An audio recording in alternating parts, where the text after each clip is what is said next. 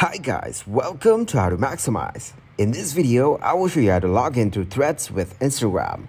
First of all, open the App Store. Search here, Threads app. Click to open the app. See if you have the latest version of it. Then open the app. It shows you can log in with Instagram account. Also, if you have another account, you can switch the account. Click on Switch Account, select the account you want to log in with. Or you can log in with another account. Choose your account to log in.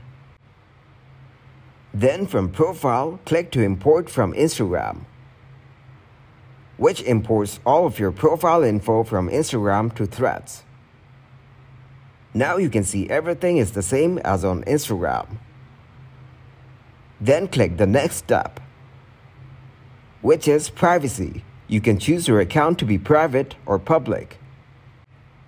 Then click on Next. You can follow all of your accounts you follow on Instagram. Then click Next to join Threads. Allow Thread to send notifications. Now you're logged in with your Instagram.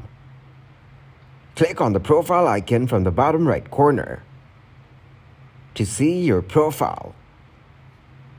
Thanks for watching, and please leave a like, subscribe, and share.